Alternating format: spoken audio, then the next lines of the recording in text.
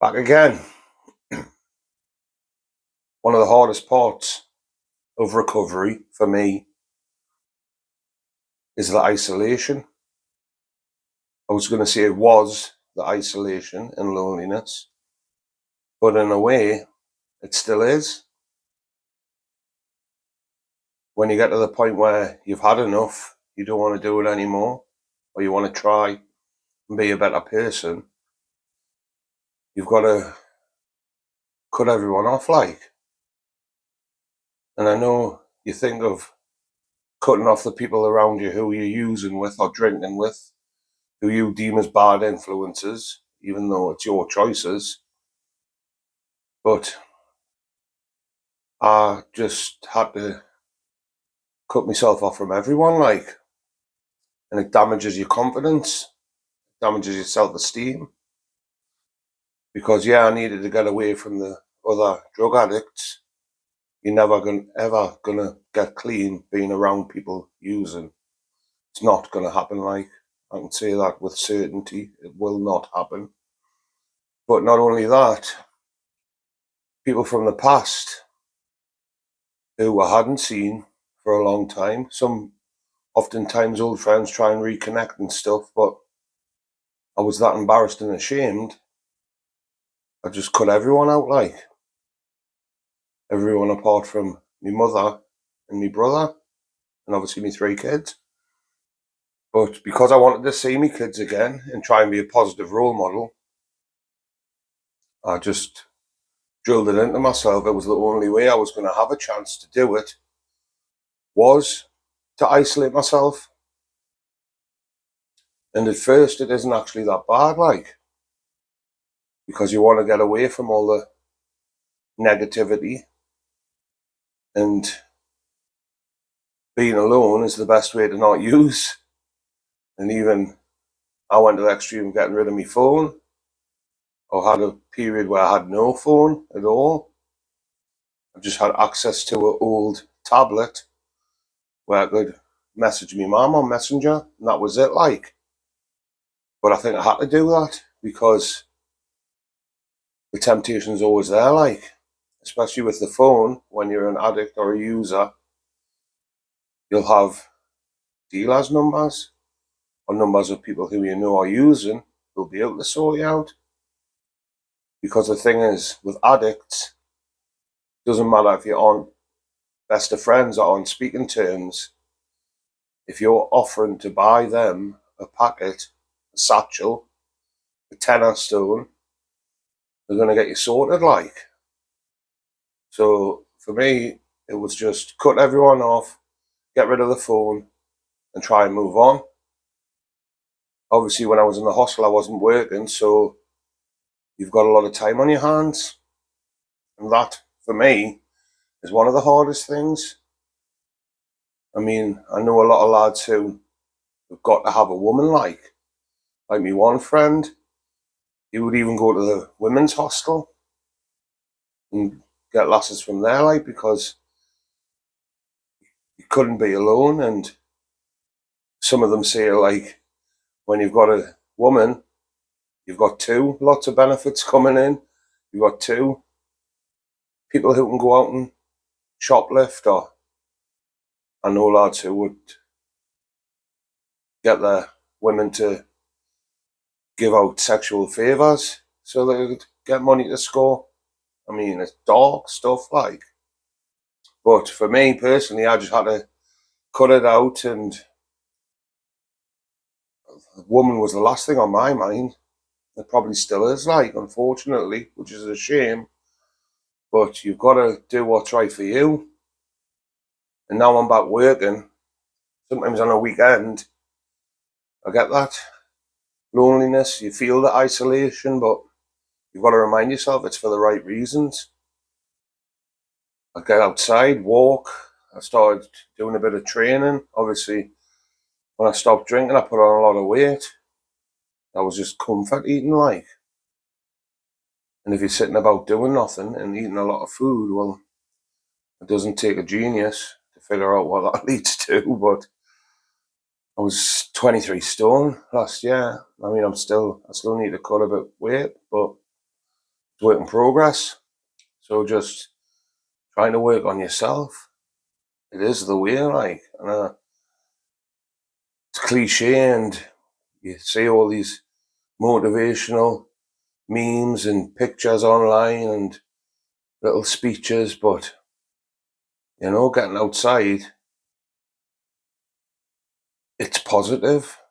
Being in nature is positive, like, and can change your mind, it can change your worldview, like, gives you a different perspective, and you've got to grab at anything, like, not people, especially addicts, they're not exactly rolling in cash or be able to do a lot of stuff, like, so the easiest thing for me was to walk, like, just go out for walks in nature because it's free and it's apparently good for you, like, but you've just got to have something to focus on, and you've got to try and be positive and just doing little things like keeping on top of your housekeeping, like making your bed in the morning, like stupid stuff, but you need to be proud of where you're living and put a bit of effort into it, and like it can boost your self-esteem a little bit, give you a bit of self-worth,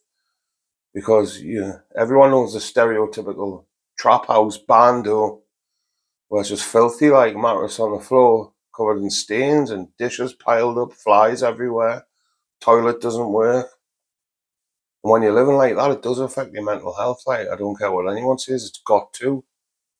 But just trying to take them steps to have a clean place to put your head down, clean clothes, look after your personal hygiene, get out, do a bit of exercise, just walk. Just that's all I started doing, walking, like, because the first few weeks of having the straight head, having the sober experience is daunting, like, and since I was 12 years old, I've never went longer than a week or so on a straight head. Always been under the influence of something, like, from cannabis to alcohol to cocaine to opiates. Like, I've never had a spell sober. You don't even know who you are. Like, that's one of the scary things, getting to 44. And I sometimes ask myself, like, who am I? Like, wasted so much time, but you can't think like that. I mean, I've got to focus on my three sons, and I've got to think of this as I failed so they don't have to fail. I'm not saying I'm a failure. I mean, well, I am, but you try not to tell yourself that you've got to try and be strong, like, but I've made the mistakes and I've been around the users and I know the little tells, and I hope they can't get stuff past me, because I'll realise, and I'm honest and open. That's another thing. You've got to be open with them about it, like, because I think they'll be more inclined to come to you when they're having thoughts or doubts, or their friend groups starting to do this on a weekend or a night time, and they may be a bit worried about it, and I can tell them. I mean, I know everyone isn't the same, like, and it's not like, oh, you smoke one spliff, you're going to end up in the hostel. I'm not that stupid, but just be careful with it, like, a lot of people can just be recreational users, and hats off to them. Like I've said before, like, well done. Like, I wish I could be, but I can't. I just want more all the time, more, more, more. And the best way for me is none. So even just getting out, getting away from the people who are using, that's the start. You need to ring recovery, ring the doctors. There's help there, like, you can get help. They'll put you in for titration or whatever you need. I know Alcohol Anonymous isn't for everyone because of the whole faith-based system, but being with a lot of people struggling can help you, like, can. I've seen it. I've seen people come through that 10-step program, totally different people, changed, doing well. So there is help out there, but when it comes to the isolation, you just got to try and embrace it, like work on yourself. Even like going back to what I was saying about the memes and the motivational speeches, like writing gratitude every morning, what you're grateful for. You know, when I was just trying to get out of the hostel, I didn't have a lot, but I was grateful for a roof over my head. I was grateful to have a mother who loves us and cared about us. I was grateful to have 3 sons, and I was grateful to have my health. You know, like people take stuff for granted. I know everyone tries to portray this image on social media, and everyone's living this Instagram lifestyle, but you don't need the fast cars and the flash clothes to be happy, like, because when you hit rock bottom, you realise what makes you happy and what you've got to live for. So just remember, if you want to change, you can. And never be ashamed to ask for help, like, because until you do, you're going to be struggling, like. It is hard to do it on your own. I've seen people do it on their own. The kind of person who will just basically lock themselves in a room with just water, maybe some cereal, and just rough it out for a couple of weeks, like. But I couldn't do it, like. Couldn't. I had to get help. I'm glad the help was there because it's changed my life. I would still be in the hostel or dead, like. So just reach out, get help. That's the start. Once they put you into titration, which is where they monitor you, find out what medication you need to be on.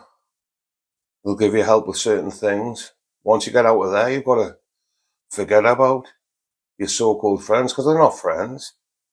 You know what it used to make me laugh, like, wardrobe a house, the flats were in, like, all the users knew exactly what date each other user got their universal credit.